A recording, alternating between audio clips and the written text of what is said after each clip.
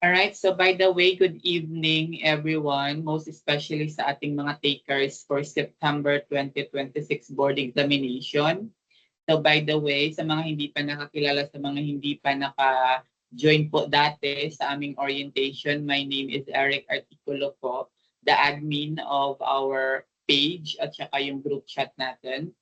And yung si Sir Ergelo at si Sir Lance, yung ating mga assistants, admin. So hindi po sila ngayon makakapag-join kasi meron po silang important na ginagawa. And even me po, meron na po pasok no, on Monday, but I'm trying my best po na lecture pa din po sa inyo for preparation for September takers for the examination. So tonight we will going to discuss or yes, refresh the one of the general education topic no na lumalabas din po sa board exam at hindi nagpapahuli yung purposive communication. So sa mga may review center, I know na na-take nyo na po ito, na napag-aralan nyo na po ito, but let's discuss again kasi may mga member po tayo dito na hindi pa alam ito or hindi pa nila na-refresh no, kung ano ba yung content ng purposive communication. So yung setup natin tonight po is more on discussion tayo tonight, and then pwede po kayo mag-take down notes, and then the questions po, yung ating evaluation, mag-send po ako tomorrow via Google Form about the topic in the purposive communication para at least matest natin kung meron po kayong nalalaman na or meron kayong naalala or yes, kung naintindihan niyo po yung mga topic or yung content po ng purposive communication. Alright, so we will start na po. Purposive communication, general education. This is the online lecture po for September 2026, licensure examination for professional teachers. So before we start, let's try to answer this. What is language? So kasi without language, we don't have communication. So I know we have two types of communication, no? Which is the nonverbal and the verbal. But let's try to know muna what is a language. So may nakikita po akong nagpapa-join, kindly accept na lang po sa kanila or admit sa mga member natin po na nag-join pa. Please po, paki-accept po sa kanila para makapag-join po sila. And please po, paki-take a screenshot po for our documentation, mga chairs. Thank you po. Alright, so this is the meaning of the language. When we say language po, this is a method of human communication, either spoken or written, consisting of a use of words in a structured and conventional way. So pag sinabi natin language, ito po ay talagang sa Tagalog ay wika, no? Ito po ay isa napaka-importante sa communication kasi pwede po ito via spoken, verbally, gumagamit tayo ng ating language through spoken or written, yung mga sulat natin, just like sa mga nakapaskil, no, like yung mga sign, and then kapag gumagawa tayo ng mga poetry, like mga tula. So isa din po yan sa way of communication kasi and also the language po, no, gumagamit tayo ng language.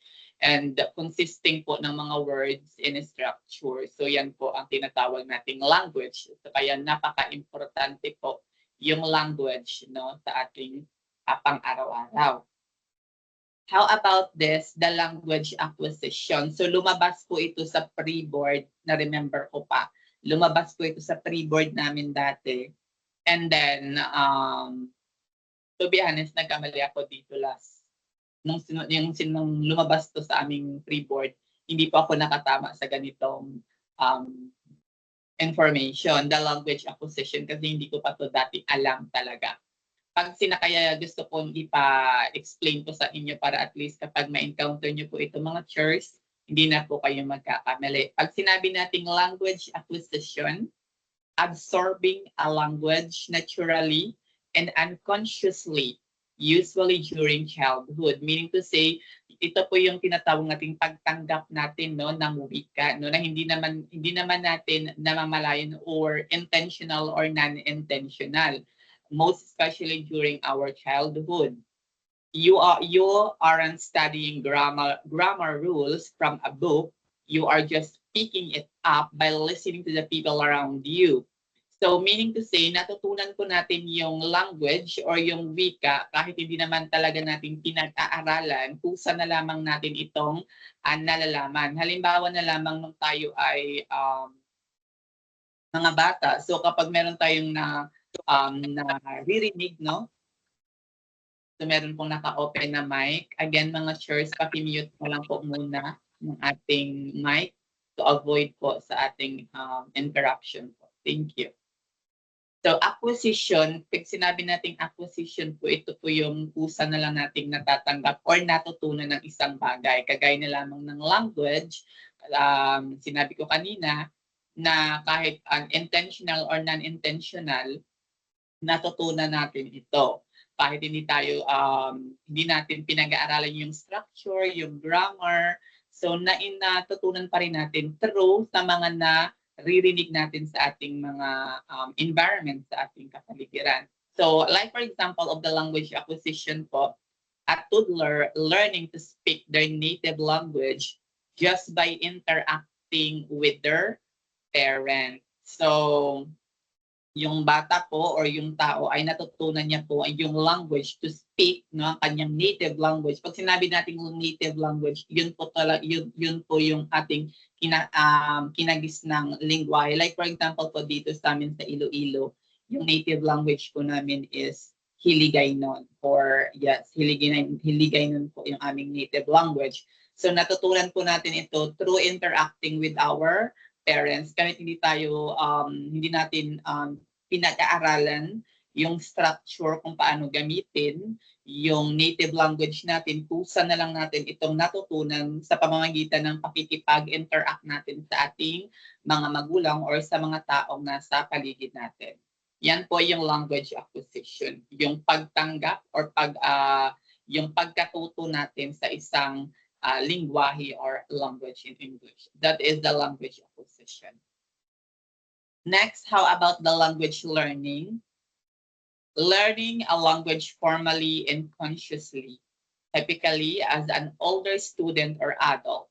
This involved deliberately studying grammar rules, memorizing vocabulary lists, and taking a test. So sa language learning po, ito naman po yung kusa nating pinag-aaralan, no? Yung structure, yung grammar rule, minimemorize natin yung mga vocabulary, and then we are taking a test para at least malaman natin kung talagang alam na natin yung isang language. Like for example, for this is an English speaker taking a high school Spanish class or using an app to study Japanese. No, kung napapansin niyo po sa ating example, yung ang speaker daw ay kanyang pinag-aaralan niya mismo ng isang lingwahe. Like for example, ngayong Japanese, gumagamit siya po ng app to learn a specific language para magkaroon po siya ng another language na gagamitin. Kaya language learning, yung pinagkaiba lang nila ni language acquisition, yung language acquisition po ay hindi natin itong intentional na pinag-aaralan, kusa na lang natin po itong natutunan sa pamamagitan ng pakikipag-interact sa ating environment. However, the language learning, ito po ay intentional po nating pinag-aaralan mismo ang isang lingwahe or language. How about the language contact? Pag sinabi naman natin na language contact, what happened when speaker of two or more different languages interact closely over a long period?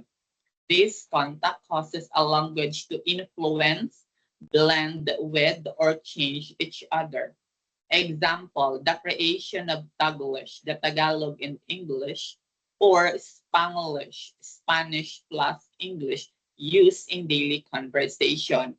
Pag sinabi naman natin po yung language contact, ito po yung pag-interact po ng dalawang tao na may alam na maraming wika. In that way po, sa pang-araw-araw nilang pakiki-interact, nagbi-blend na po yung kanilang language na ginagamit. Like for example nga sa Taglish, no? Ano po, choppy po ba?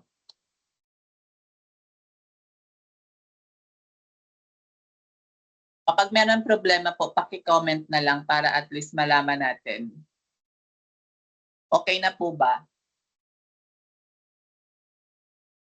Okay naman, sir, sa akin. Baka sa signal mo po, ma'am. Kasi minsan po, okay naman po sa iba yung aking... Yes, okay naman Loud sa iba. and clear po. Okay naman po sa iba. Okay lang man, sir. So baka sa signal niyo po, ma'am or sir, let me know na lang po if okay naman po sa kay Ma'am Reggie, sabi niya. So meaning to say po, baka sa signal mo po. Okay, so again, the language contact po, ito po yung pagsasama no, ng dalawang wika, kaya nabubuo ang magka-blend na mga wika, kagaya na lamang ng Taglish at saka yung Spanglish. Through interaction po ang nagaganap sa language contact. Hindi ko po kasi nababasa yung mga message niyo kapag hindi ko kiniklik yung parang comment option, kaya minsan hindi ko po nababasa yung ibang comment. Alright, so let's proceed na po sa ating communication. Ano ba yung tinatawag nating communication? Or sa Filipino po ay komunikasyon. No?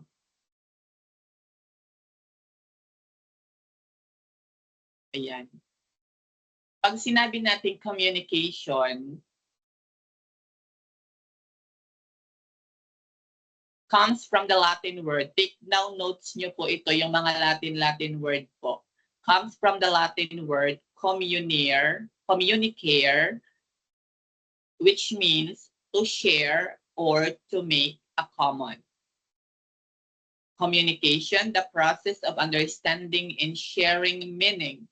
Relational process of creating, interpreting messages that elicit a response. So pag sinabi nating communication po, sa Latin word po ay communicare, na ang ibig sabihin ay to share or to make a common. And also ito po yung way, no? So the process po, yung proseso po ng understanding and sharing meaning. So kapag merong nagaganap ng communication, so both the receiver and the sender changing their information and also sharing their insight or the meaning, no? Meron pong nagaganap na pagpapalitan po ng ideya at mga informasyon between the two or more person. So yan po yung communication or komunikasyon sa Filipino. Changing the information, sharing the meaning, and the process of understanding. And then communication is the exchange of information, ideas, thoughts, and feelings by one individual to another. So, ang communication daw no ay pagpapalitan po ng impormasyon, idea or kaalaman or even the feelings no by one individual to another. So meron pong nagaganap na communication kahit po ay sa sarili mo lang. So malalaman natin 'yan mamaya. And also it's involved one or to another po. So yan po pag sinabi nating communication. So narito po yung component of the communication process. Ano po yun? Wait, basahin ko muna yung mga comment. Hindi ko kasi nalupad.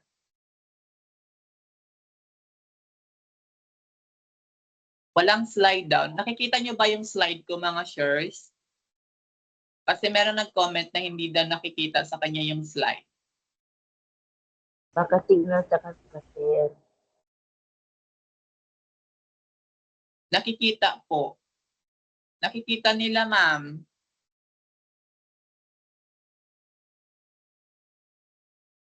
Ayan. So marami pong nakikita daw nila, ma'am.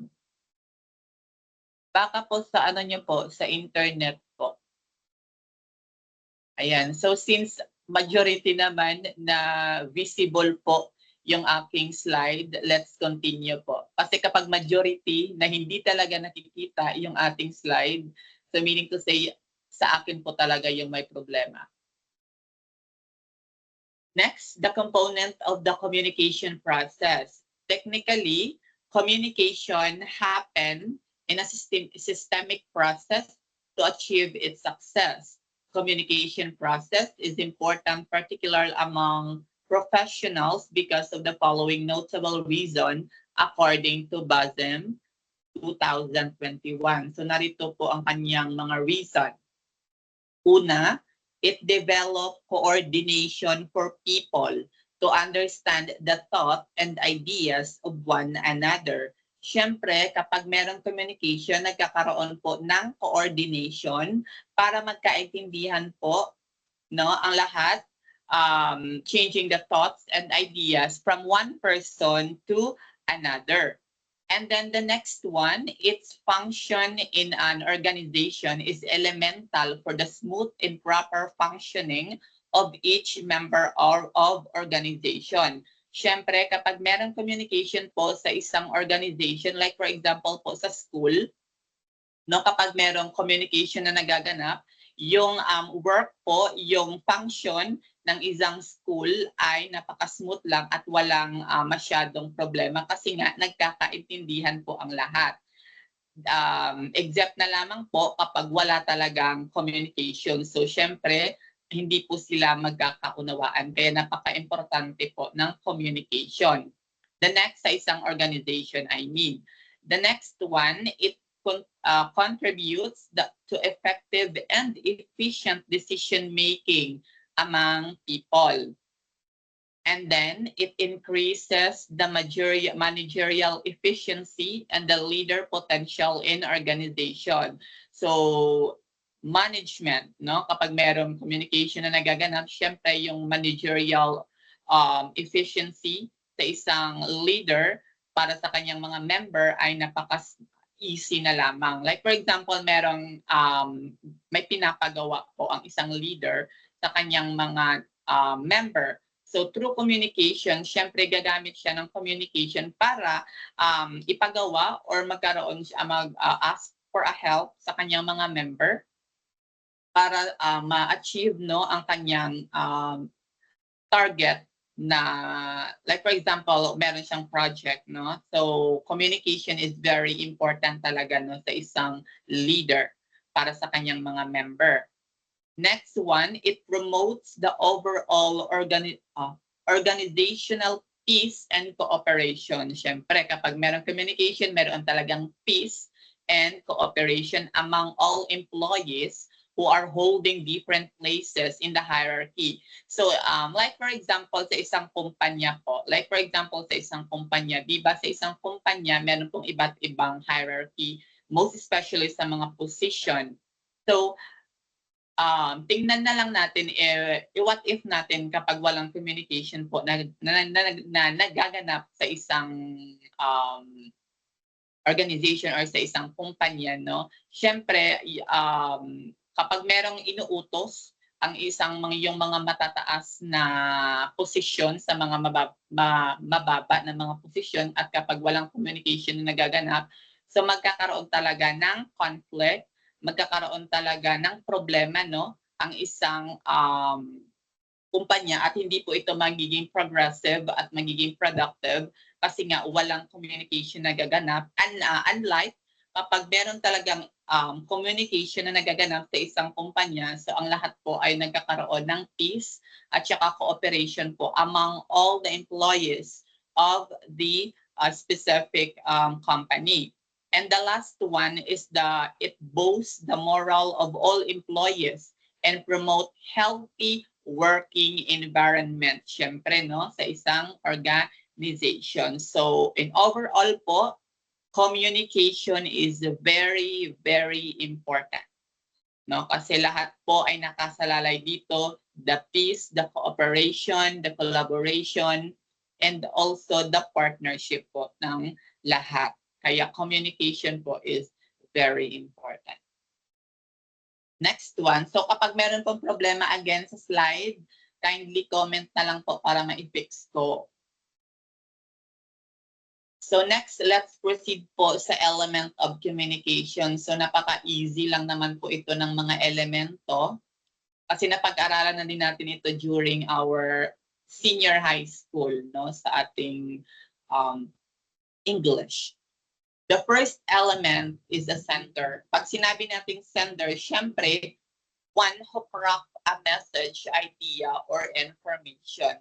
Siya ang tagapagbigay ng message or tagapag-create ng message, idea, or information.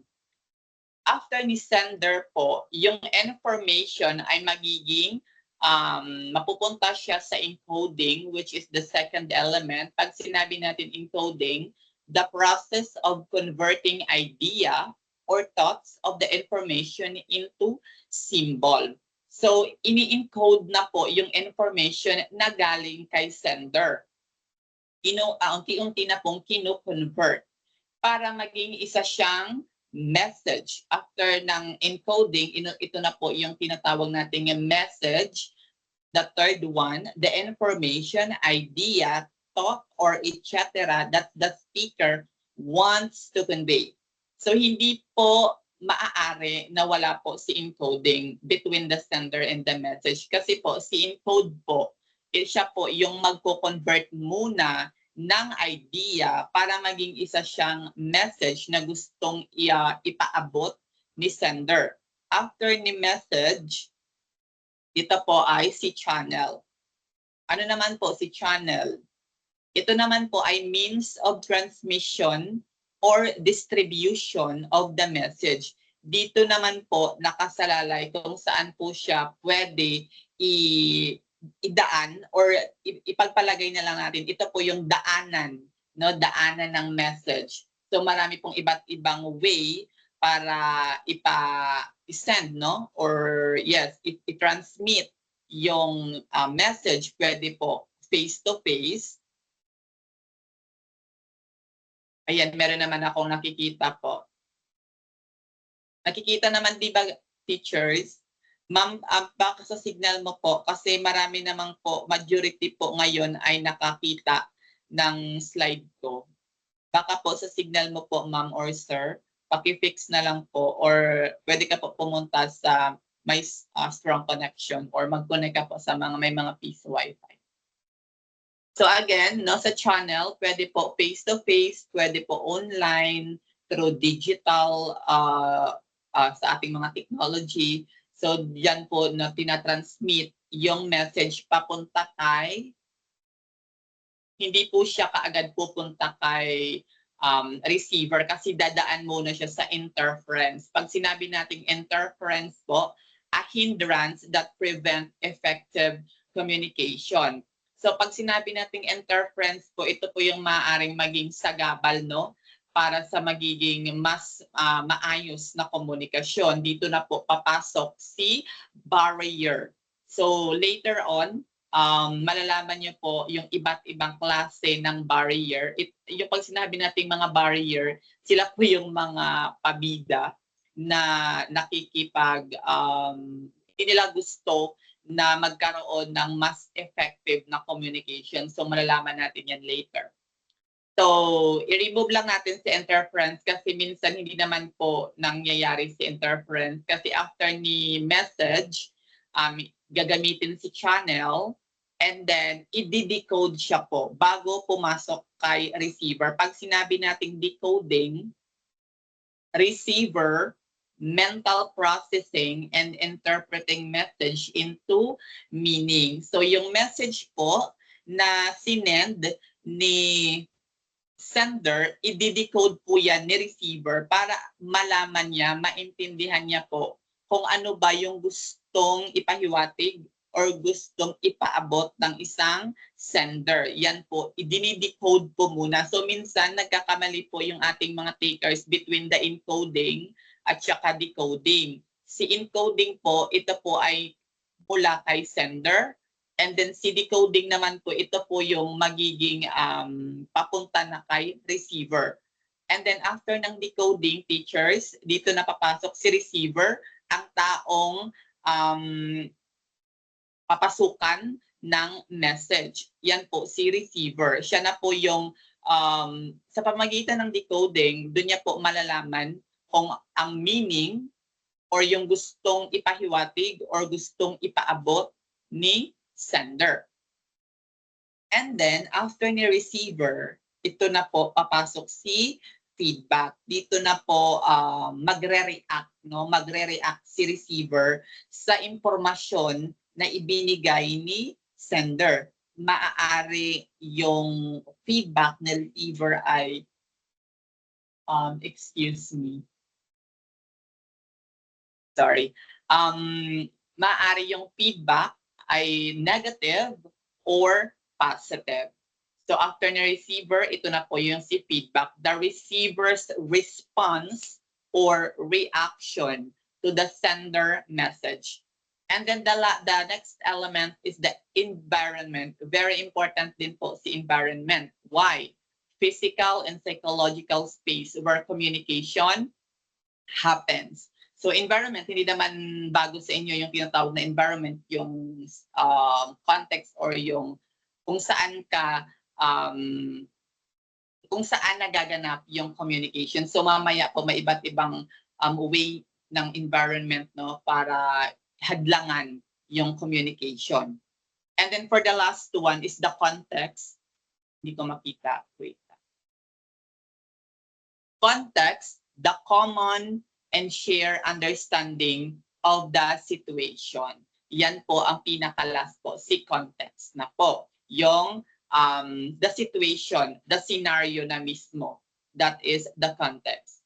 So again, our elements is the sender, ang taong magsisend ng message, and then i-encode, no? I-encode ang kanyang information, and then after ng encode, doon po papasok si message, no? After ma-encode, mako-convert na po siya ng message, and then yung message ay idadaan na po sa channel, and then after ng channel po, so pwede po papasok si interference or pwede din hindi, kasi after ng channel, papasok na po si decoding. Ito na po yung way ni receiver kung paano niya po intindihin yung ibinibigay na information ni sender and also the receiver, and then the feedback, the response of the receiver to the sender's information, and then the environment and the context. Yan po yung ating elements of communication. Very ano lang po siya, very easy, most especially kasi ng situational po yung lumalabas sa ating board exam. So sa ibibigay ko pong quiz, hindi po nyo baka asahan nyo po na meaning yung ibibigay ko, hindi po. Situational po ang ibibigay ko sa inyo para at least ma-enhance na po ang inyong comprehension po. Kasi sa board exam po, hindi po meaning ang ibinibigay ng LET, kundi situational question. So hopefully na naintindihan niyo po yung ating mga elements kasi situational po ang ibibigay ko po sa inyo.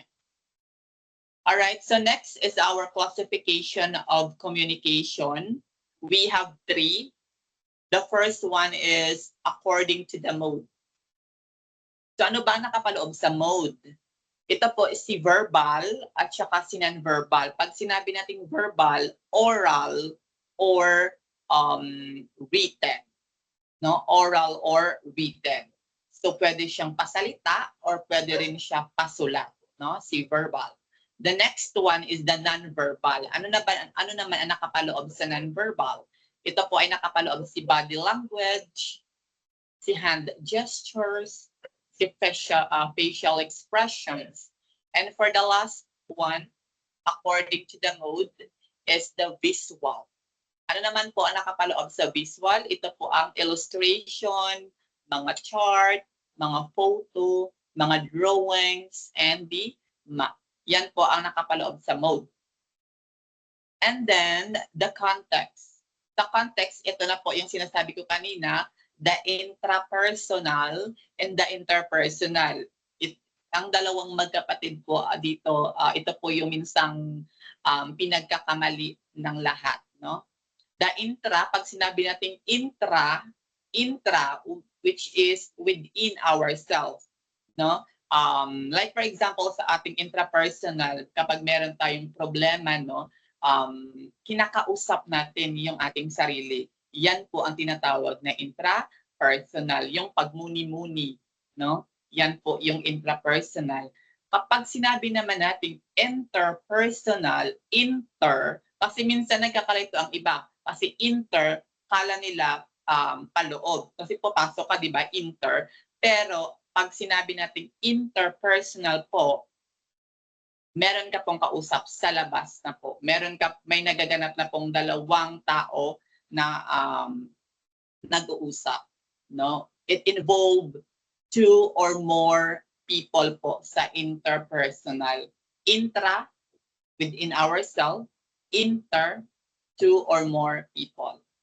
Hopefully, mga teachers, alam niyo po yung pinagkaiba ng dalawa kasi diyan po kayo magkakamali minsan. Most especially sa ating mga situational questions po. Please read and comprehend po yung ating mga situational question. Malalaman niyo yan mga teachers sa ating exam, no? Sa ating Google exam. Doon ko malalaman kung sino talaga yung may mataas na possibility, no, na papasa or even magtatap. The next one, under the context, is the extended communication. Pag sinabi naman natin extended po with the use of technological tools, no?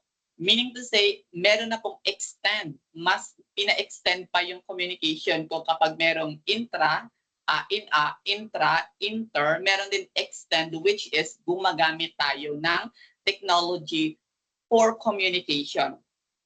Like for example, video call, di ba?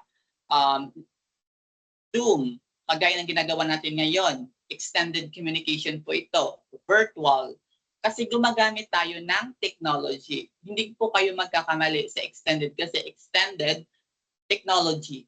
Yan lang po ang tatandaan niyo. The next one is the organizational communication. Pag sinabi naman natin organizational naman, it involves naman po ito sa mga business, no? Mga businesses environment. The company, ano pa, basta involve yung mga business environment, organizational communication po, yung nagaganap. Kapag meron silang meeting, no, sa isang kumpanya, organizational communication po ang nagaganap doon. The next is the intercultural. Intercultural communication among people of diverse culture. Pag sinabi nating diverse teachers, iba-iba po, magkakaiba, differences. Yes po, recorded ka na lang po, pwede din, kasi baka sa signal niyo po. Intercultural communication, like for example, teachers, sa intercultural communication, kapag merong mga dayo, mga foreigner na pumupunta dito sa Pilipinas, yung kapag merong two culture, like for example, yes, galing sa ibang bansa, syempre ibang culture din nila, iba din yung atin. Yung communication po na nagaganap doon ay intercultural. And also, one of the best example for this, kapag merong meeting yung ating presidente po sa ibang bansa, yung iba't ibang president na nagpupulong-pulong, yung ang nagaganap doon ay intercultural kasi po they are communication na nanggaling sila sa iba't ibang culture. They are the diverse culture po. Yan po ang intercultural. Tandaan niyo lang po sa intercultural culture, yan lang. So wag niyo nang lituhin ang inyong sarili sa intercultural culture kasi hindi naman magbibigay silat niyan ng intercultural ang sagot, na sa question ay walang culture. Kasi yan lang din naman po yung kanyang hint. No? Even the situational, meron talaga yung culture na words. Kapag merong culture na agad, wag mo nang basahin, intercultural ng isasagot. The next is the mass communication. Pag sinabi naman nating mass communication po, the large audience through different mode. So maraming audiences. Pwede face-to-face, pwede virtual. Like for example, kapag merong talumpati, no, ang isang pangulo or isang sa eskwelahan, merong pagpupulong na nagaganap, syempre, yung nagsasalita, kaharap niya po ay may mas malawak na audiences. Ang communication po na nagaganap doon ay mass communication po. Tandaan lang sa mass, large audience. Intra, within self. Inter, between two or more. Extended, using technology. Organizational, businesses. Intercultural, culture. Mass communication, large audience. Yan lang kasimple. Yan lang ang tatandaan nyo. So malalaman nyo yan sa mga situational questions na ibibigay ko po sa inyo, teachers. Doon ko malalaman kung talagang alam nyo i-comprehend. Kasi napaka-easy lang naman yan. And the last but not the least for the classification of communication, mga sirs and ma'am, is the purpose and the style. So mayroon pong dalawang category, the formal and the informal, no? Napaka-easy lang naman ito. It is carefully taught to selected audience to inform, to persuade, and to entertain. The formal communication happens in the school, in the politics, kasi yung mga language po na ginagamit doon, yung communication po na nagaganap doon ay napaka-formal. Unlike the informal, it is a casual and takes place in ordinary conversation to socialize. Like for example, kapag nagchichismisan, nag-uusap kayo sa daan, yan po ang tinatawag na informal. Casual lang siya. No? In different setting, no? Kahit saan, sa palengke, sa plaza, sa daan, and sa ano pa. Sa mga hindi pang formal na mga setting, no, informal communication po ang tawag. Napaka-easy lang ng dalawang ito. Formal, para din sa formal na setting, school, politics, sa trabaho. Formal po ang communication na ginagamit. Informal naman kapag in the public, sa daan, sa palengke, nakikisocialize ka, sa pang-araw-araw yung conversation ng iyong kaibigan, informal communication po ang tawag. So ayan po yung ating mga classification of communication. The mode, the context, and the purpose and style. So very easy lang naman yan mga teachers.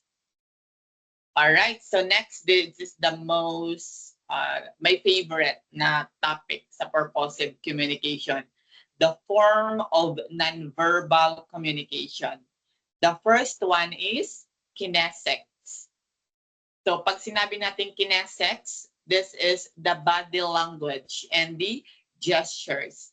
Yung meaning niya po, the way you move your body, your hands, your head to communicate. Kinesic communication po ang tawag doon. Like for example, teachers, nodding your head to agree. Tumatango ka. So kapag tumatango ka, kahit hindi ka nagsasalita na agree ka, kapag tumango ka, alam na yon ng mga tagapanood mo na you are agree sa isang bagay. Crossing your arms when you feel defensive or cold. Kapag ganito po, you feel defensive or cold. So kapag gumaganito ka na, alam na po niyan na ikaw ay defensive or nagiginawan ka po kapag malamig yung panahon. And then waving to say hello and goodbye.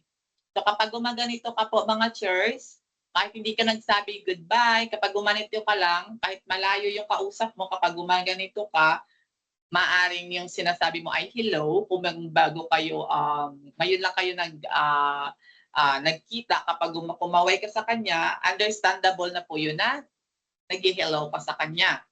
Kapag naman umalis ka, kapag hindi ka nagsabi na goodbye, kapag gumanito ka lang, meaning to say goodbye. So yan po ay under ni kinesthetic. Kinesthetic po, kapag kinesthetic, body language.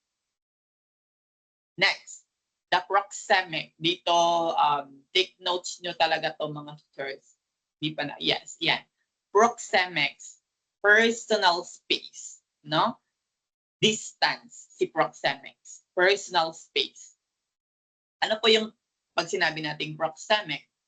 The distance you keep between yourself to others and others, which signals your relationship or comfort level.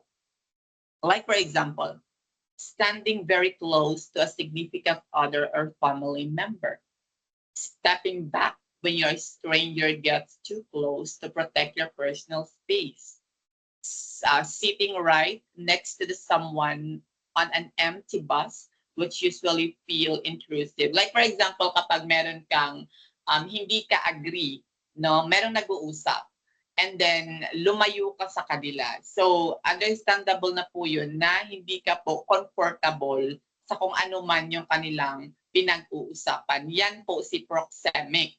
Distance po. Tandaan nyo lang sa proxemics, mayroong nagaganap na distance, no? Yan lang ka-easy si proxemics. Kung si kinesthetic ay body language, yung pagkaway, yung pagbabay, pagtango. Si proxemic naman po, yung pag-iwas through distance. Lumayo ka lang. Or like for example also, kapag meron kang crush, di ba? So gusto mo siyang, nahihiya kang sabihin sa kanya. So yung ginawa mo na lang is, pumunta ka or umupo ka sa kanyang katabi. So yan po yung communication na tinutukoy din ni proxemics, the distance po. So very easy lang si proxemics kasi distance lang siya. And then the other one is the haptics. Haptics, very easy lang din kasi haptics, haplos. Yung aking ano dito, yung way ko para malaman si haptics. Kasi haptics, haplos. Haptics, haplos kasi touch, meaning touch, no? Ang meaning naman niya ni haptics ay communicating through physical contact. Oh, but nag-blurred yung aking, nag-blurred ba mga teachers? Yes, sir. Nangyari. Oh, ba't nag-blurred to? Wait lang.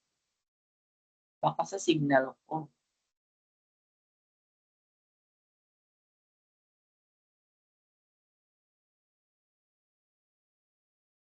Nag-blurred ba mga chairs? Yes, sir. Wait lang po. I-refresh ko muna yung ating slide. Wait lang po. Break muna everyone. 5 minutes kasi nag-blurred siya. Let me fix this one muna. Wait lang, wait. Ba't nag-blurred? Malapit na tayo matapos.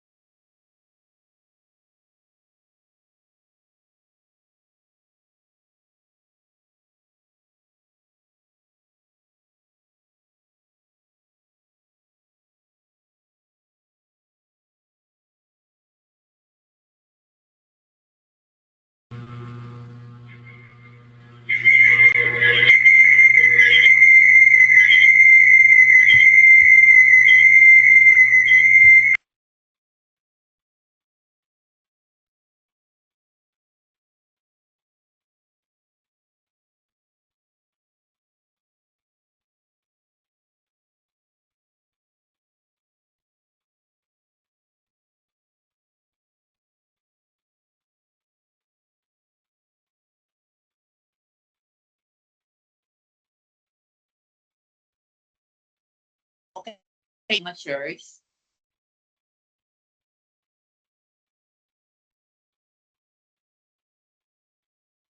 Clear na po ba siya? Yes, Alright? sir. So let's Okay na.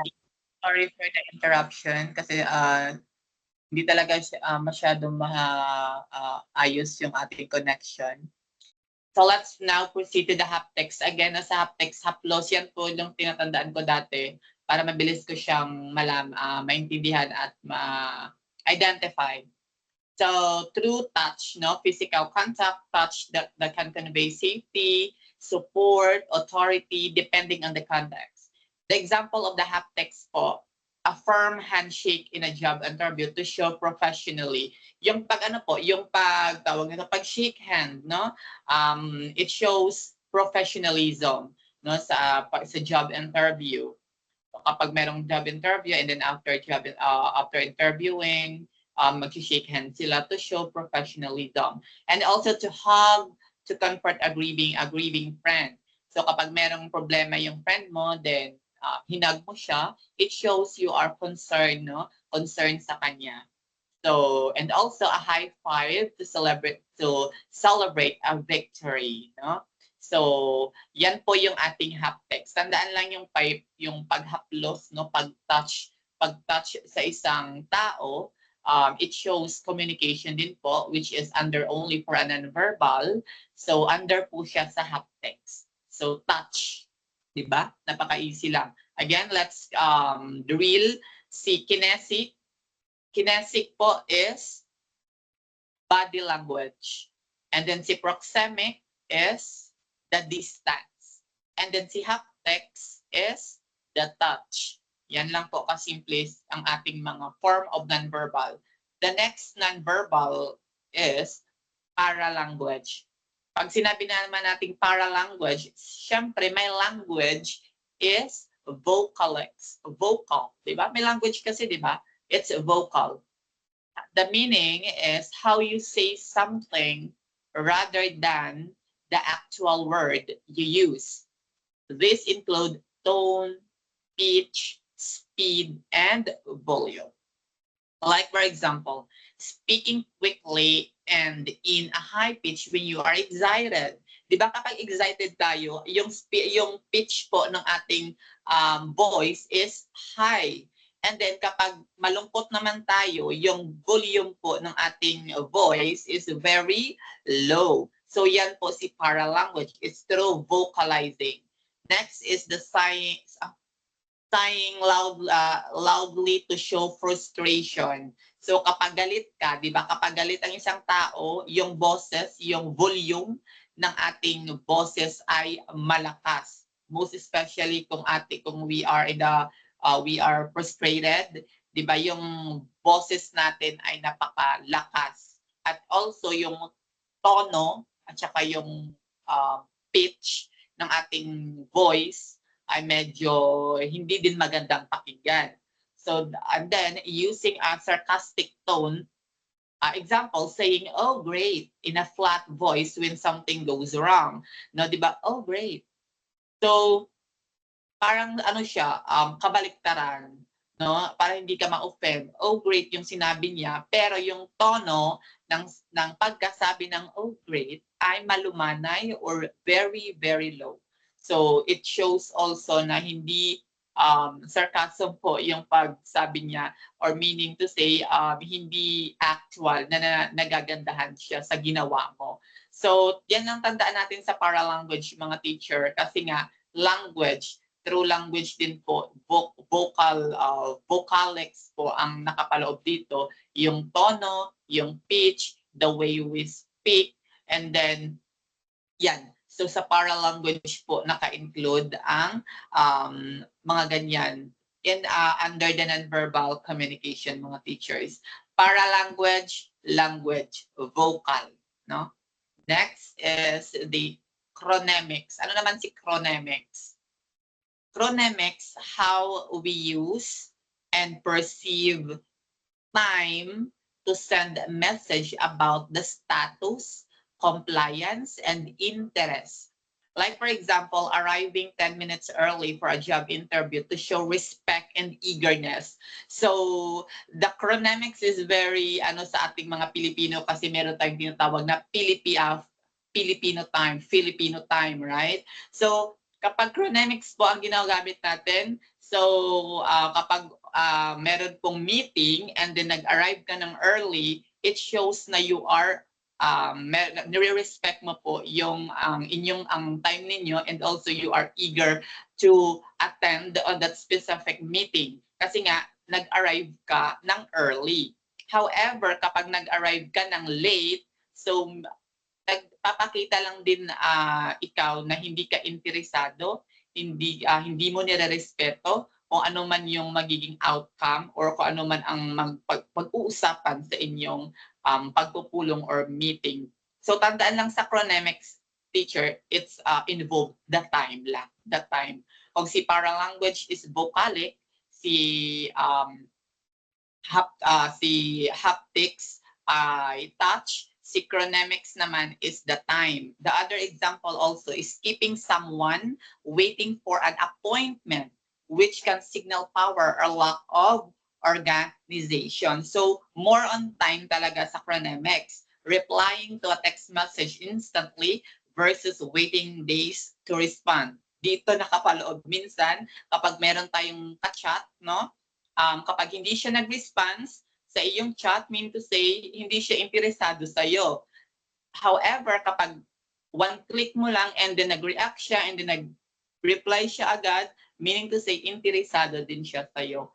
Or maybe sa topic, sa group chat, kapag meron kang tinatopic doon at maraming nagre-respond ka agad-agad, meaning to say, they are interested po sila sa topic mo. Kapag hindi naman, syempre, delayed ang response, late ang response, at minsan wala talagang response. So time lang talaga ang nakapa-involve kay chronemics.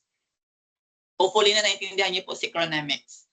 Kasi minsan dito kayo nagkakalito sa kanila sa mga yan. So tapos na tayo na sa form.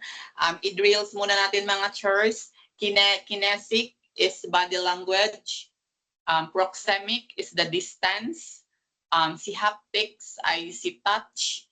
Si paralanguage is vocal. And then si chronemics is the time. Na? So gagamitin din natin yan sa situational question, no, sa ating Google form para at least malaman nyo siya kaagad. Next, the model of communication. So meron tayong tatlong model, no, sa communication. The first one is the linear. Pag sinabi nating linear, di ba linear, straight lang siya, one way lang siya.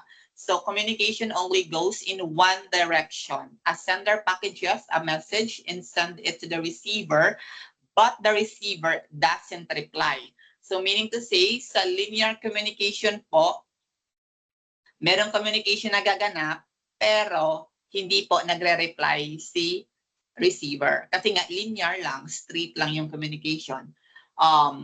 Key component natin dito ay sender. Si sender lang talaga sa linear. The person talking or creating the message. The channel, how the message travel, television, radio.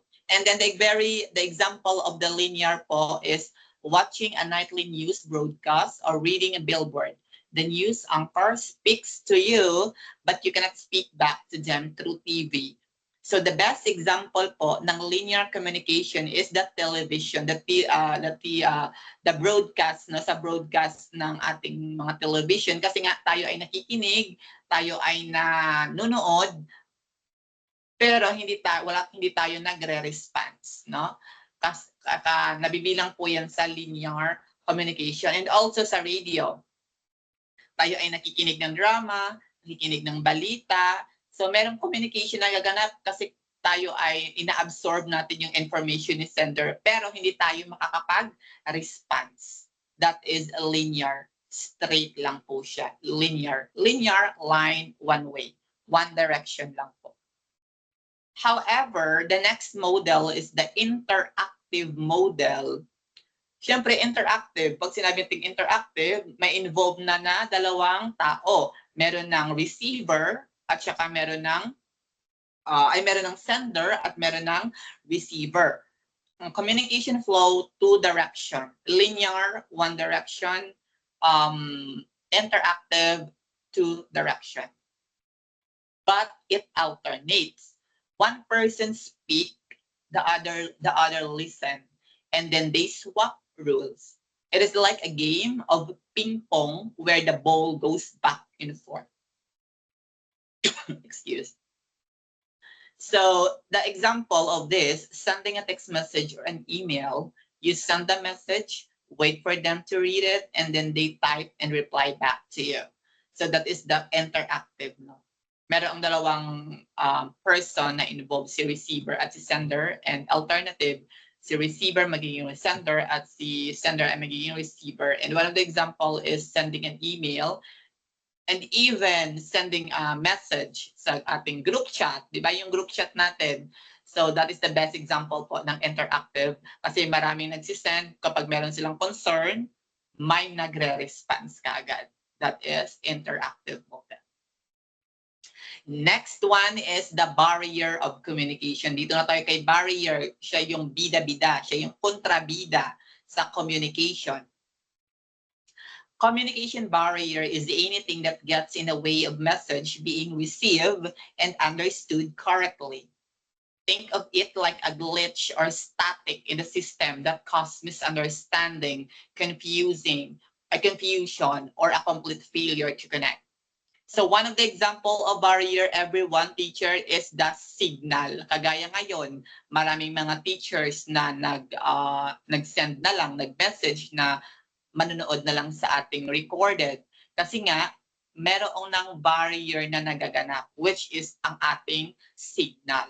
So hindi nila maririnig ng tama or ng malinis yung aking sinasabi dito kasi nga mahina ang kanilang connection. That is the best example of the barrier. Meron pong barrier. So meron po iba't iba tayong barrier. Ano ba yung ating types of barrier? First one is the physical. Pag sinabi natin physical, syempre, environmental or natural condition that act as a literal wall between people trying to communicate. Example, a loud, buzzing air conditioner or structure noise outside. Like for example, nag-uusap kayong dalawa or even nag-uusap kayo through phone and then mayroong dumaan na tren. So di ba yung tunog ng tren napakaingay. So yung communication yung dalawa ay hindi na magkakaintindihan. And also sa diskuhan, kapag merong mga fiesta-fiesta din sa diskuhan, merong sound na malakas, then nag-uusap kayong dalawa, conversational face-to-face. So minsan, yung pag-uusap nyo ay, yung bibig mo ay nilalagay mo sa kanyang tenga para maintindihan niya, para marinig niya yung sinasabi mo. Dahil meron ngang barrier na nagaganap, which is the sound of the sound system. And the other example of this also, the air conditioner, syempre, no? Kapag merong maingay na sound sa environment mo, hindi kayo magkakaintindihan dalawa. Tandaan nyo lang sa physical barrier, physical, natural, environmental lang po sa kayo physical barrier. However, kapag psychological naman po, it deals emotional. No, your current mindset, mood, and emotional state that skew how you send or receive information. If you are highly emotional, your brain struggles to process message logically. Example, anger or stress. Trying to have a serious conversation when you are furious usually lead to misinterpreting the other person's word. Like for example, stress ka na, hindi magandang pakiramdam mo, hindi maganda yung mood mo, then merong nagsasalita, meron ng kausap. So minsan, hindi mo na nauunawaan, hindi mo na naintindihan yung kanyang sinasabi kasi nga nakafocus ka na sa stress ng utak mo. So yan po si psychological, it deals po sa emotion. So hindi ka na makaka-response ng maayos kasi nga meron ng barriers na nagaganap sa iyong sarili, which is emotional po. And also the prejudice or the bias, disliking someone, which makes you automatically dismiss their ideas before they even finish speaking. Like for example, sa merong nagdedebatihay or meron kang kausap, and then nafe-feel mo na mas bias, no? Nafe-feel mo talaga through emotion, no, 'di ba? So hindi ka na nagpatuloy, umiwas ka na lang, no? Kasi nafe-feel mo sa sarili mo na syempre siya naman yung papanigan kasi nga nafe-feel mo na merong bias na nagaganap. Yan po si psychological. Kung si physical through environment, si psychological po is through emotion. Yan lang po kasimple. Next one is semantic. Semantic, meron ditong sa English major and sa Filipino, semantic is the semantica. No? Semantic language through words. Misunderstood that happen because of the specific word, language, and jargon use. One of the examples, so hindi na natin to basahin kasi nga magnanay na, no? Tandaan lang sa semantic, like for example, yung language na ginagamit, no? Minsan hindi naintindihan ng receiver ang sinasabi kasi nga hindi niya alam ang wika or yung language na sinasabi ng kausap niya. Example, speaking different language without translator. Ipagpalagay na lang natin meron kang kausap na Chinese. Hindi mo alam ang lengguwahe ng Chinese. Sa tingin niyo po ba magkakaintindihan kayo? Makaka-response ka ba sa kanyang sinasabi? Siyempre hindi, di ba? Kasi hindi mo naintindihan ang kanyang sinasabi unless kung merong talagang translator. So since walang translator, hindi talaga kayo magkakaintindihan kasi nga semantic barrier through language. And also the doctor using complex medical term. One of the example of this also sa mga doctor, no, kapag ang isang tao nakikinig siya sa conversation ng dalawang doktor. So may mga words talaga na mga doktor lang ang nakakaalam ng words na yan. So nagkakaroon ng kalituhan ang nakikinig kasi hindi niya alam kung ano yung sinasabi, kung ano yung pinag-uusapan or ano yung mga words na ginagamit o sinasalita ng mga doktor kasi nga yung mga words na yun ay talagang specific lang, sila lang yung nakakaintindi. Words din, no? Language, semantic din po ang nakapaloob doon. Ano pa ba? Idioms that don't translate well, as telling someone from another country and break a leg. Tight, terrify, then. So, yan lang. So, tandaan nyo lang sa semantic, through language lang naman siya. So, si psychological, emotional, meron po nagjo-join, paki-accept nga mga teachers. Sa physical po, through physical. So yan lang po kadali. The next is organizational barrier.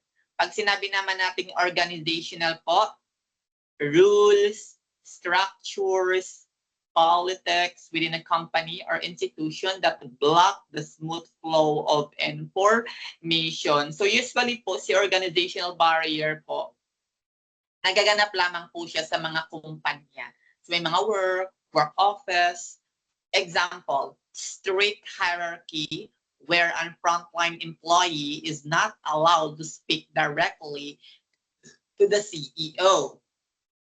Also, delay caused by a message having to be approved by 5 different managers before it can be sent out. So like for example po, dati sa aming kumpanya, so before I work as a private teacher, so I work as a call center. So kapag meron kaming pinapaabot po na message sa mga higher boss, so hindi kami ina-allowed po na ma-direct po na magsabi, na mag-usap face-to-face ng aming mga boss kasi nga merong mga may mga nasa lower position pa under ng boss, yung mga AN, assistant manager, mga manager, sila po muna, dadaan po muna yung aming mga concern sa kanila before po makarating sa mga boss. Yan po sa organizational barrier. So hindi kami makaka-direct na magsabi sa mga higher boss kasi nga merong hierarchy tayo na tinatawag sa isang workplace. So yan lang si organizational. Again, si organizational, tandaan nyo lang, it involves lang naman siya sa business and company. So hindi kayo magkakalito sa organization. Wait lang mga sirs.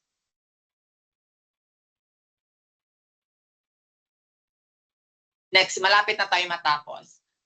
Cultural. So sa cultural, wag na natin ito patagalin. Cultural, it involves na naman culture, di ba? Culture.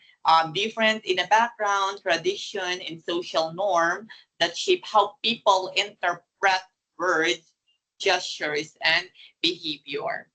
So minsan po dito as a teacher, di ba, we have a diverse student. So dapat aware tayo po na nanggaling din po sila sa iba't ibang belief, culture, and ang kanilang mga behavior. Kaya dapat i-understand din natin sila. Example, in some culture, direct eye contact is a sign of respect and honesty. In others, it considered rude or aggressive.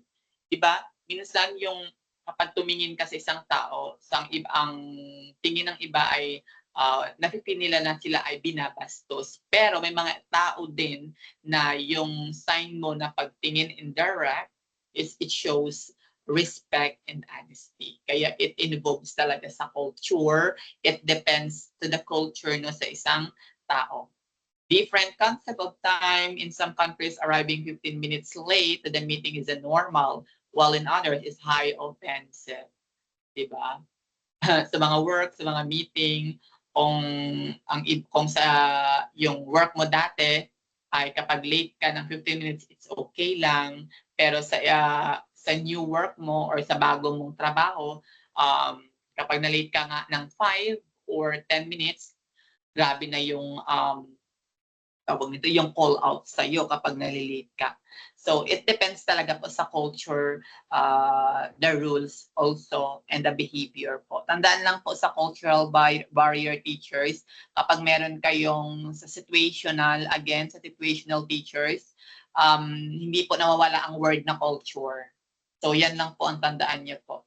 Huwag niyo nang lituhin sinasabi ko sa inyo sa culture barrier or even culture communication, hindi po nawawala si culture na word kasi nandyan talaga siya. Promise. And also physiological barrier. Ano naman si physiological? Limitation related to the person's physical body or senses that make it difficult to send or receive a message. Like for example, hearing loss or visual impairment, trying to pay attention to a lecture when you are severe, sleep deprived, or fighting a migraine. So, it involves naman talaga ang physiological po sa karamdaman mo. Like for example nga, kapag meron kang hearing loss or medyo hindi maganda yung pandinig mo, so hindi mo maintindihan ang sinasabi ng kausap mo. And also kapag during class, kung meron kang mga estudyante na, or even with us dati, kapag inaantok tayo, kapag may nagle-lecture, kahit gaano tayo ka-ready na makinig, kung tayo ay inaantok, useless talaga. Hindi talaga magkakaroon ng effective communication kasi nga merong barrier na nagaganap, which is yung antok, no? Yung antok.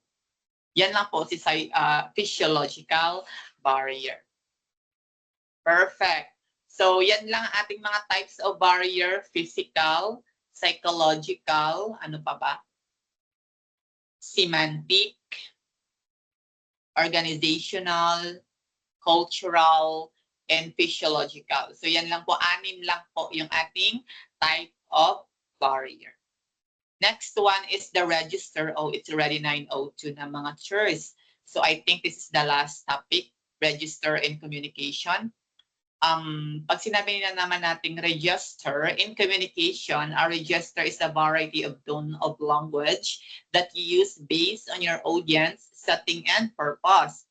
Think of it like a volume dial or a style filter of your words. You wouldn't speak to judge in a courtroom.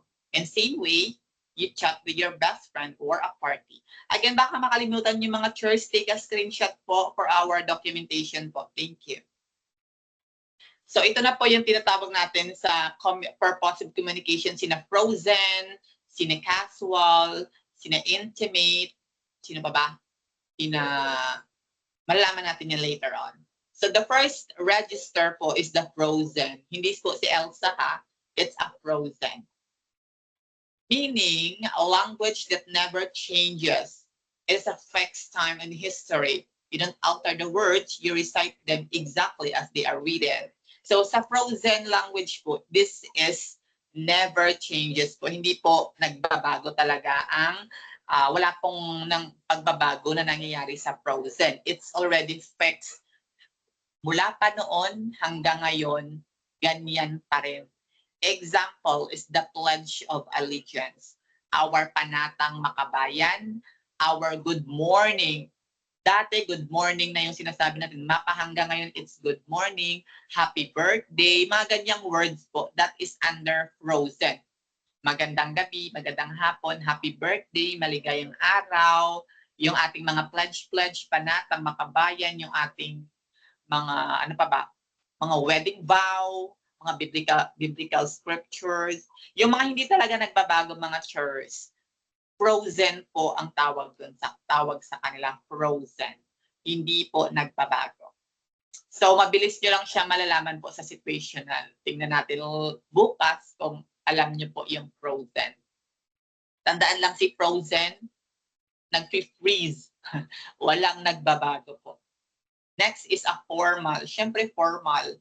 Standard, impersonal, polite language, use completely sentence, proper grammar, and avoid slang. It is typically one-way communication used in professional setting. Example, graduation speech, lecture by a professor, official business presentation, a cover letter for a job. So formal. No? Formal lang, academic, formal, graduation speech. Alam nga naman, nag-graduation speech ka, yung speech mo doon ay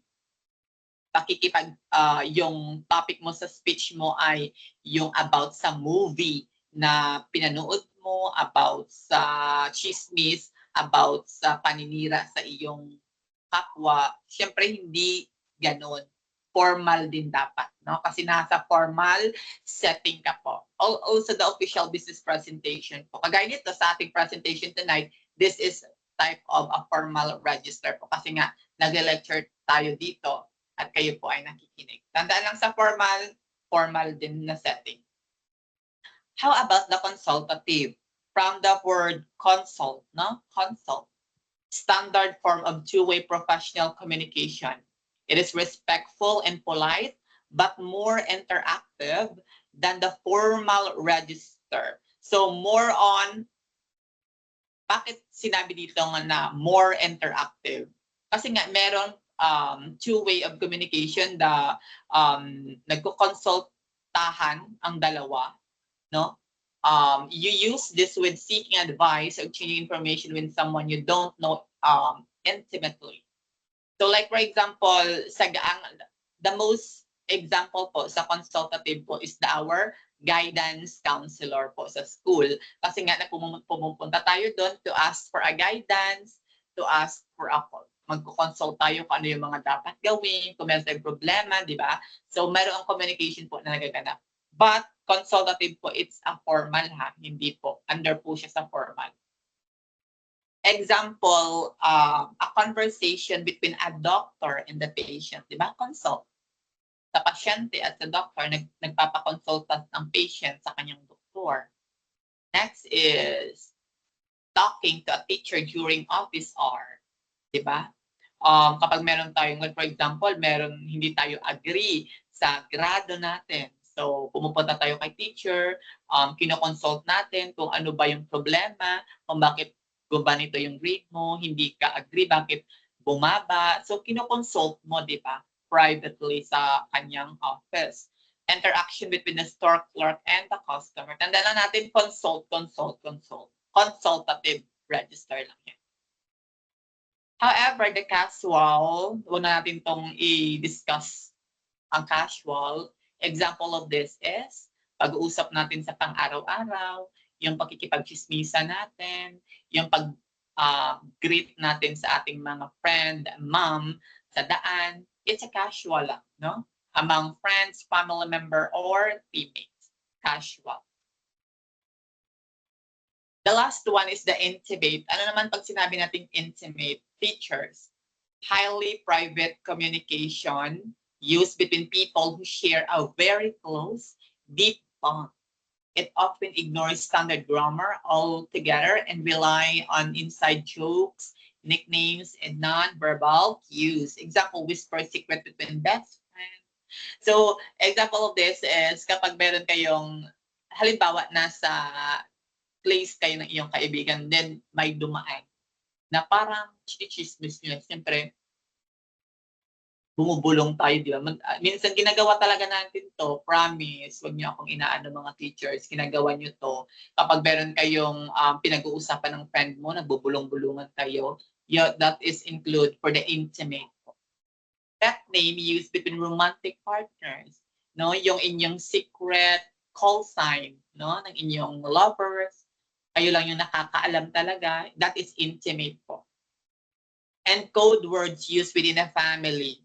No, mga code words. Like for example, kay Rizal, di ba, merong code na nickname si Rizal sa mga tao at meron din siyang nickname within his family that is intimate po ang tawag. That's our register. The frozen, wala po nagbabago. Formal, it's a formal.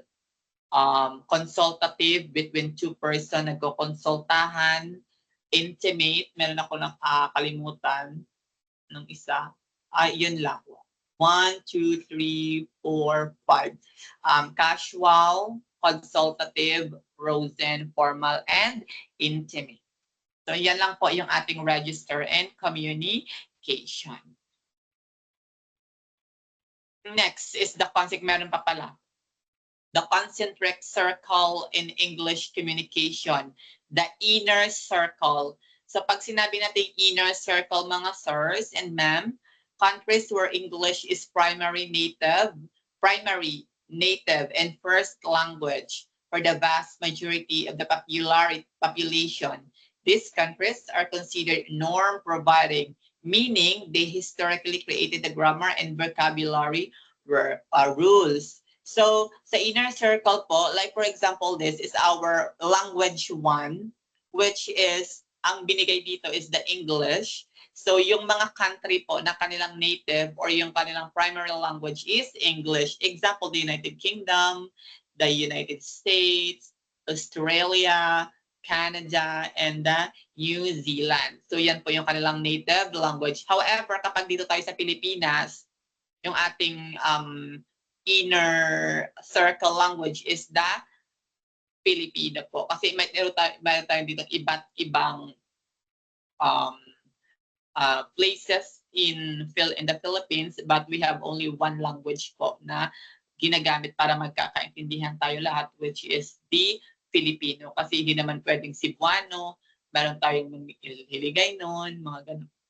So, and this inner circle is the English po ang ginagamit nila, which is ang nakapaloob dito ng mga country is the United Kingdom, United States, Australia, Canada, New Zealand. Hindi po kasama ditong English ha, kasi yung English, yung sa atin, yung English po is not our native language. It's our second language na po, yung English.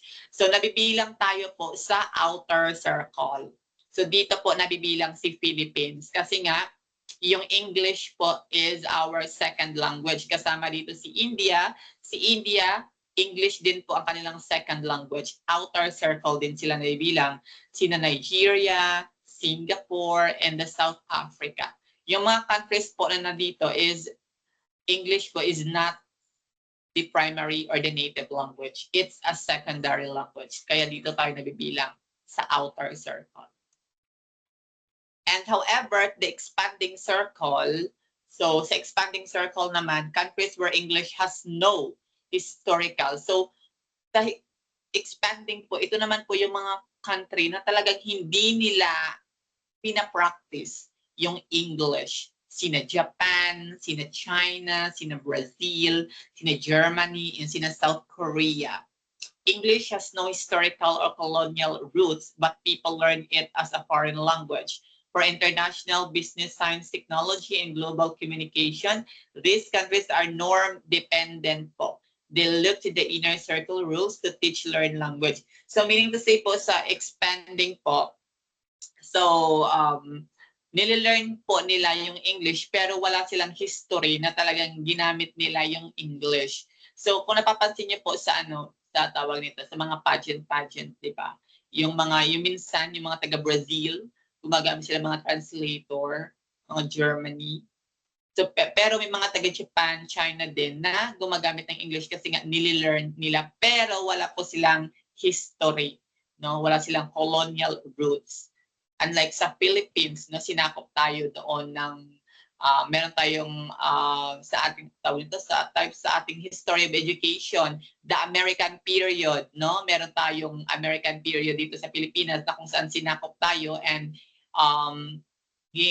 introduce sa atin yung education. So nabilong po ang Philippines sa outer, no? Sa outer circle. That's the concentric circle. The inner, the outer, and the expanding. Akala ko last na to. Meron pa pala. The 7 C's of communication. So it's already 9:40. Dapat 9:30 teachers, tapos na tayo. Alright, the 7 C's communication are set. Wait lang po. 7 C's communication are set. A guiding principle designed to ensure that your spoken or written messages are clear, effective, and well received.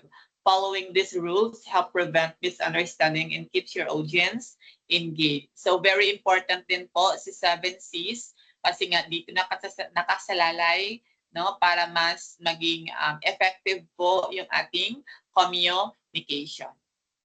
The first one is the completeness. Ano ba si completeness? The message must contain all the necessary facts and information required for the audience to take action or understand the context. It should answer the 5 W's, the who, what, when, where, and why. Take a look po mga teachers sa example. The incomplete. We have a meeting tomorrow. Please be there. So kapag ganyan po ang sinabi sa inyo, ano kaya ang possible? No? Siyempre, malilito sila kung ano ba yung exact time. So, dapat kapag magbibitaw tayo ng announcement or ng yes or ng information, dapat complete. What time and where. So, here is the complete. Sorry. We have our project review meeting tomorrow at 10 a.m. in the conference room B. So, kung napapansin niyo po, yung example natin, si incomplete, very lack of information siya. Unlike the complete, meron pong time and the place. That is completeness. The second C is the conciseness. Saying what you need to say in the fewest words possible without sacrificing the other C's. Avoid fluff, repetition, and long-winded sentences. Dapat concise, not direct to the point. Example, the wordy. Not example. In view of the fact that the weather is bad, we will hold the event inside. So it's too wordy, no? So gawin natin sang concise. Due to bad weather, the event will be held indoors. Yan lang kasimple. So kung mapapansin nyo, mas nakakalito pa yung wordy kasi ganda po siyang pasikot-sikot. In view of the fact that the weather is bad, we will hold the event inside. So, try to compare po sa ating concise. Di ba? Mas maigi, no? Na direct to the point. Huwag nang gumamit ng mga wordy words. Kasi nakaka-apekto siya ng kalituhan. No? Hindi kaagad. Unlike, no? Hindi lahat ng mga tao na kausap mo ay magaling mag-comprehend or madaling catch, no? Ng mga words na sinasabi mo. Kasi yung mga slow learners tayo or mga tao na hindi sanay sa mga wordy words. Kaya minsan dapat in communication, direct to the point tayo, concise. The third one is consideration.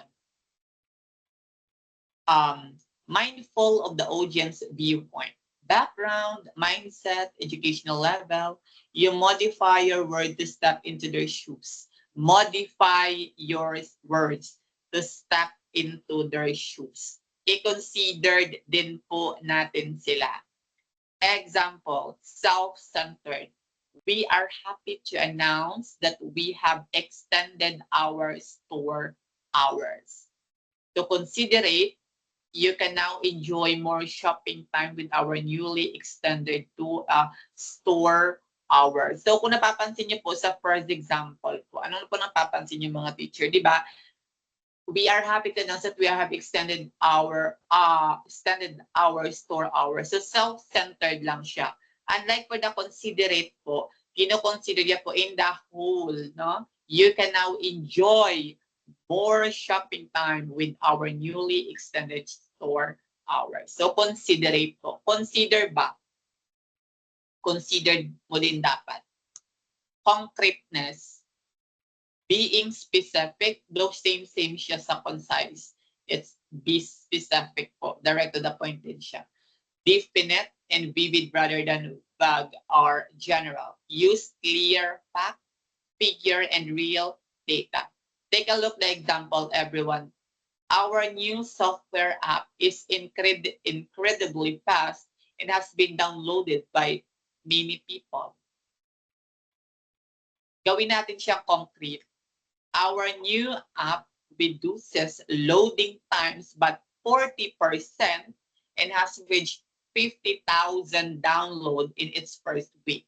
So ano po napapansin nyo? So sa concrete po, more ano siya, meron siyang mga specific talaga na words para mas maging concrete po siya. Unlike the example 1, na binigyan niya lang po kung ano po yung nangyari sa kanyang sa new software pero hindi niya nilagay ang specific, no, the loading times and also the downloads average or duration. So concrete, no, concrete siya. Clarity, using specific goal, familiar words, and clear sentence structures so that the receiver understands your exact meaning instantly. Confusing. Please look over this document when you get a chance and revert back with your thoughts soon. Ano daw? Gawin natin siyang clear. Please review this budget spreadsheet and email me your feedback by Friday at 3 p.m. Diba? Napaka-clear, so hindi ka malilito kaagad. It's already clear. So, ganyan po sa pag-provide po ng information. Dapat clear and concise to avoid confusing mga teachers. Gumamit ka po ng mga familiar words. Most especially kapag ikaw ay teachers, huwag mong i-level ang kanilang learning sa iyo. So, dapat gumamit ka ng mga familiar words, no, para mas madali silang matuto. Courtesy, being polite, no, respectful, positive, and honest. It means respecting a receiver's feeling and avoiding hidden insult or an aggressive tone. Example, impolite. You failed to send the report on time, so now the whole project is delayed. Courteous. We haven't received the report yet. Could you please send it over so we can keep the project on track? So, dapat i-considered mo, no? I-respect mo po yung magiging feeling ng inyong receiver. Kung napapansin niyo sa example po, hindi siya nakasubmit ng report on time.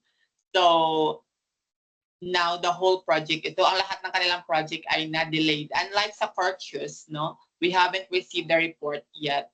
Could you please, gumamit siya, no?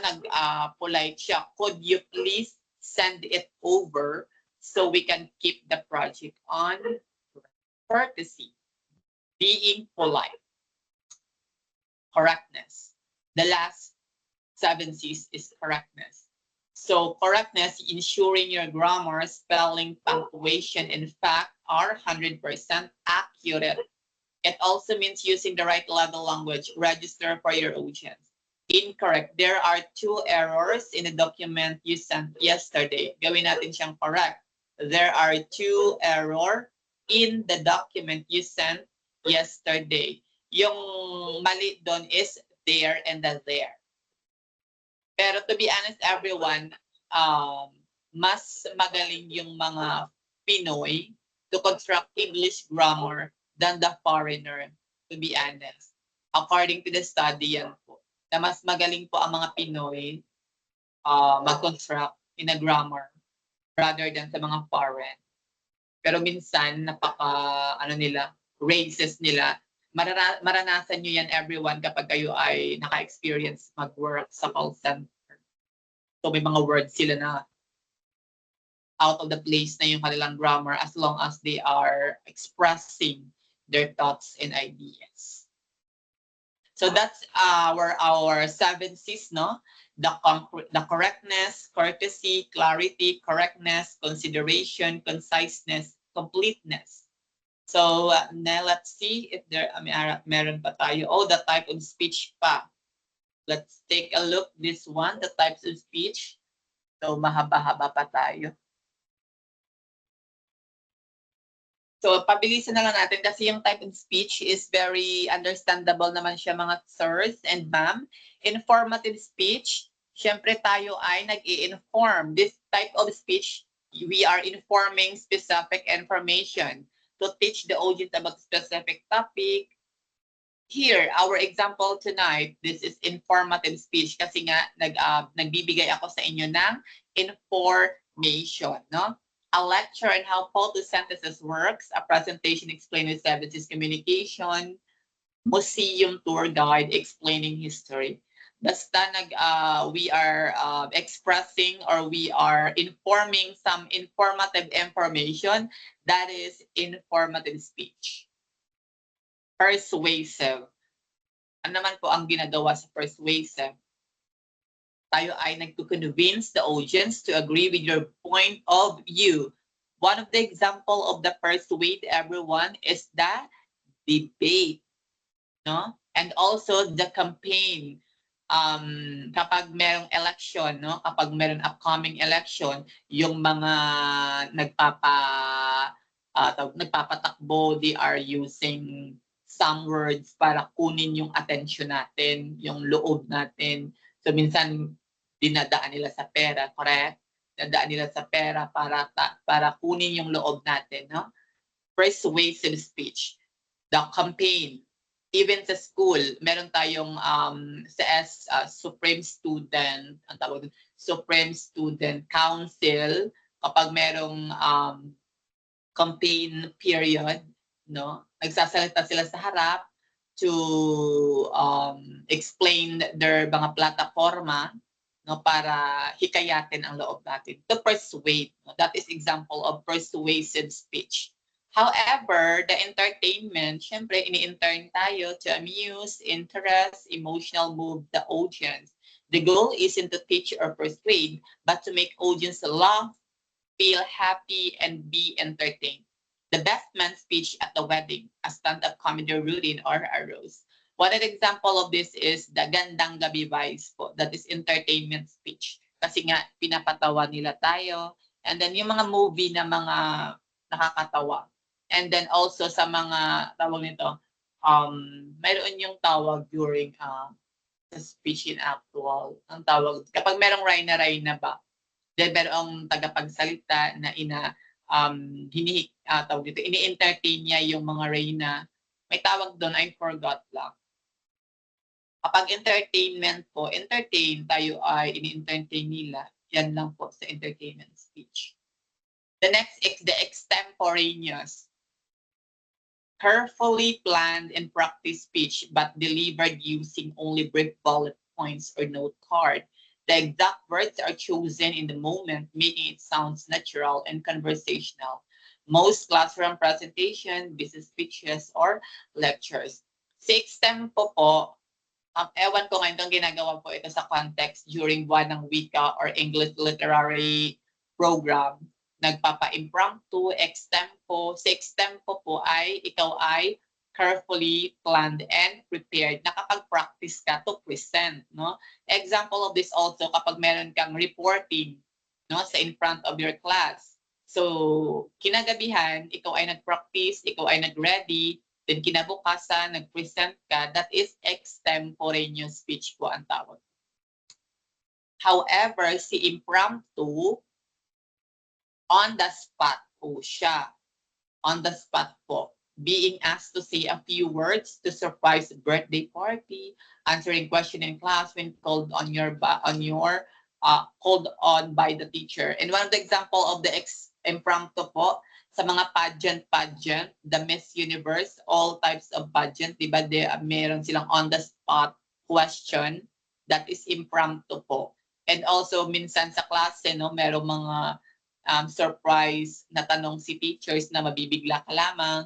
So that is impromptu speech po ang tawag. The next one is the manuscript. Ano naman po si manuscript? Reading a speech word for word from a written script or teleprompter. Accuracy is critical, so every single word matters. A president delivering a state address or corporate spokesperson reading an official press release. So si manuscript po, tandaan nyo lang po si manuscript, meron pong script na naka-ready. Unlike sa impromptu and sa extempo, even sa extempo prepared, pero wala din po siyang manuscript na word. Even though may script din siya, pero hindi po word by word. Unlike kay manuscript is word by word po kasi doon naka-base po. No? Doon naka-base ang kanilang scores. So sa manuscript speech. And for the last, memorize. No? Si memorize speech, wala ka ng script, then you are ready also kasi minimemorize mo sa, di ba? So writing out of speech word by word, committing an entire text to a memory. No notes, no script using during actual delivery. An anchor performing a monologue or student participate in a speech competition, that is memorized. So very understandable naman siya, teachers, no, kay memorize. So that's our type of speech. Informative, inform, persuasive, hinihikayat, entertain, pinapasaya or pinapatawa, extempo, na prepared ka, no, meron kang preparation, fully prepared ka po sa extempo. Impromptu po, on the spot. On the spot po si impromptu. Si manuscript naman po ay meron kang script. Tandaan nyo lang sa manuscript, meron talaga siyang script. And si memorize, wala pong script kasi nga memorize mo siya. So that's our 7 type of speech. Very easy lang na siya, teachers, kapag na ilagay po siya sa situational questions. Promise. Nilolook forward ko na ang may maka-perfect talaga sa ating situational exam tomorrow regarding sa ating purposive communication. Nilolook forward ko po yan. Next is the type of lead. So, ano ba yung, this is for journalism naman po, pero ini-include ko siya kasi nga lumalabas din po ito. The first one is the summary lead or the straight news lead. It gets straight to the point by answering the 5W and the H. Who, what, when, where, why, and how in a single, clear, and sentence. It delivers the most important fact immediately. Example, a massive tracking system upgrade ruled out across Global Logic Center on Saturday, cutting package delivery times by 24 hours. Tandaan nyo lang, everyone, sa straight news lead, answerable po siya sa who, what, when, where, why, and how. So yan lang kasimple si straight leads kasi nga straight to the point lang po si straight news lead. How about anecdotal lead? So si anecdotal, pag sinabi natin anecdotal, you are telling a story. It starts with a short personal story or a brief sketch of a person to highlight much bigger issue. To make a broad topic feel human is and relatable. Example, Maria Ramos stood in the middle of her plotted living room holding a single damp photo album. Here, her home is just one of the 1,000 damaged by yesterday's sudden flash flood. So hindi siya, everyone, answerable by the 5W kasi nga nag-start siya into a story that is anecdotal lead po. So, ano siya, very madali mo siyang malalaman talaga kasi nga hindi siya answerable by the 5W, the what, where, when, why, and the H is the how. So, tandaan lang sa anecdotal teachers, nagabigin lang siya in a short story or personal story. Anecdotal lead. Next is the descriptive. Descriptive lead naman po ang tawag sa it sets a vivid scene using rich details, imagery, and sensory word, sight, sound, smell. It paints a picture in the reader's mind before dividing into actual news. Example, the smell of fresh paint and loud cheers filled in the air as the city's brand new community arts center finally opened its door to the public. So mabilis nyo malalaman po si descriptive kasi po gumagamit po siya ng mga mabubulaklaking salita. Hindi din po siya direct to the point si descriptive. So gumagamit siya ng mga rich details, mga imagery, like for example, the smell of fresh paint tears, di ba? And then,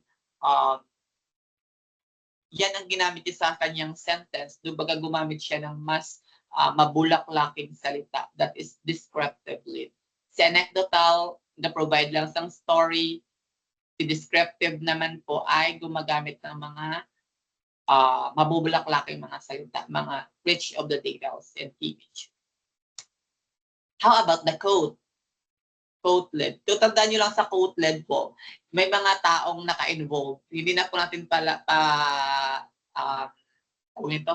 pahabain si quote lead kasi nga it starts the story with an impactful, dramatic, or surprising direct quote from the key person involved in the event.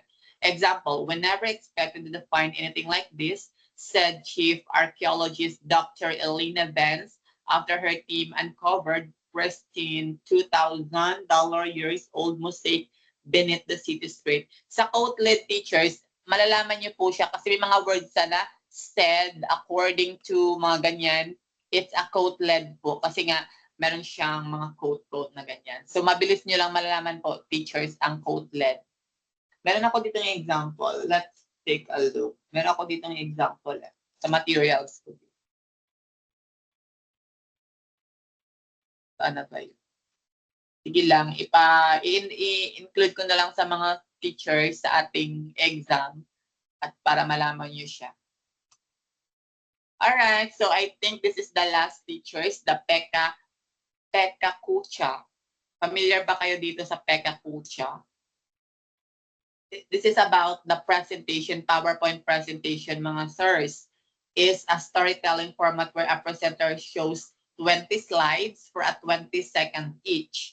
The slides advance automatically, meaning in the entire presentation lasts exactly 4 minutes and 40 seconds. So, lumalabas din po ito sa pre-board, pero hindi ko pa siya wala pa akong nabalitaan na lumabas ito sa board exam. Pero just in case lang mga teachers, at least meron kayong idea sa kay Pekka Kucha.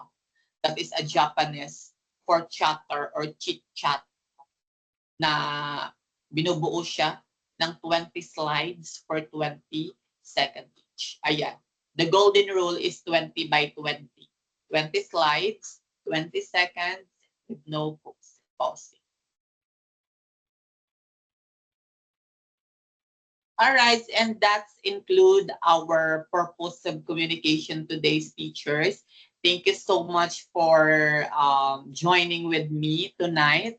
Hopefully, na ma-perfect. Inilook forward ko po na ma-perfect ninyo tomorrow ang ating exam. So, don't worry po, hindi po meaning by meaning ang mababasa nyo sa exam kasi situational po ang ating exam tomorrow.